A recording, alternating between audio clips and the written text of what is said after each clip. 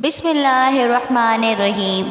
السلام علیکم۔ حضور اکرم صلی اللہ علیہ وآلہ وسلم نے ایک مرتبہ حضرت جبرائیل علیہ السلام سے پوچھا، اے جبرائیل، کبھی تجھے آسمان سے مشقت کے ساتھ بڑی جلدی اور فوراً بھی زمین پر اترنا پڑا ہے؟ جبرائیل علیہ السلام نے جواب دیا، ہاں یا رسول اللہ، 4 مرتبہ ایسا ہوا ہے کہ مجھے فی الفور بڑی جلدی کے ساتھ زمین پر اترنا پڑا۔ حضور اکرم صلی اللہ علیہ وآلہ وسلم نے فرمایا، وہ 4 مرتبہ کس کس موقع پر؟ جبرائیل علیہ السلام نے عرض کیا، ایک تو جب حضرت ابراہیم علیہ السلام کو آگ میں ڈالا گیا تو میں اس وقت عرش الہی کے نیچے تھا، مجھے حکم الہی ہوا کہ جبرائیل خلیل کہ آگ میں پہنچنے سے پہلے فوراً میرے خلیل کے پاس پہنچو۔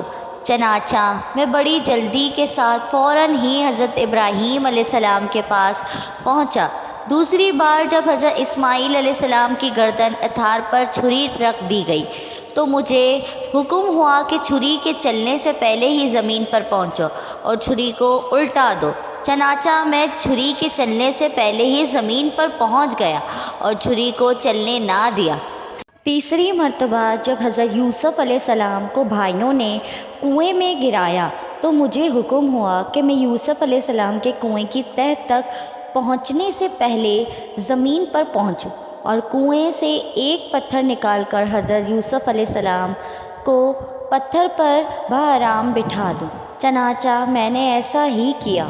اور چوتھی مرتبہ یا رسول اللہ صلی اللہ علیہ وآلہ وسلم جب کافروں نے حضور اکرم صلی اللہ علیہ وسلم کا دندان مبارک شہید کیا تو مجھے حکم الہی ہوا کہ میں فوراً زمین پر پہنچوں اور حضور اکرم صلی اللہ علیہ وآلہ وسلم کے دندان مبارک کا خون مبارک زمین پر نہ گرنے دوں اور زمین پر گرنے سے پہلے ہی وہ خون مبارک اپنے ہاتھوں پر لے لوں۔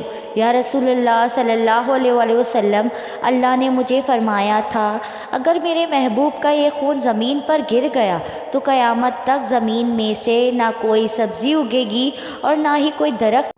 چنانچہ میں بڑی جلدی کے ساتھ زمین پر پہنچا اور حضور اکرم صلی اللہ علیہ وسلم کے خون مبارک کو اپنے ہاتھ پر لے لیا۔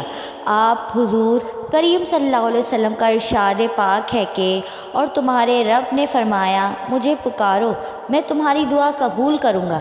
حضور اکرم صلی اللہ علیہ وسلم نے بھی دعاؤں کی اہمیت اور ان کے فوائد کا ذکر فرماتے ہوئے اپنی امت کو دعائیں مانگنے کی ترغیب دلائی اور فرمایا کہ اللہ پاک کی بارگاہ میں دعا سے بڑھ کر عزت والی کوئی چیز نہیں ہے، اور دعاؤں کی اہمیت کا اظہار کرتے ہوئے فرمایا کہ اب دعاؤں عبادت کا مغز ہیں۔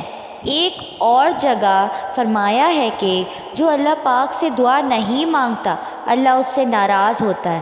حضرت درداء رضی اللہ تعالیٰ عنہا سے روایت ہے کہ جو بندہ یہ دعا 7 مرتبہ پڑھے گا اللہ پاک اس کے غم اور پریشانی کو دور کر دیں گے۔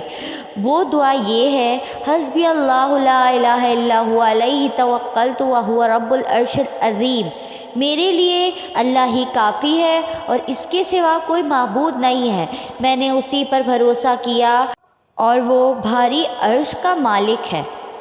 آپ کو میری ویڈیو پسند آئے تو لائک، کمنٹ اور شیئر کریں اور میرے چینل کو سبسکرائب کریں۔ جزاک اللہ۔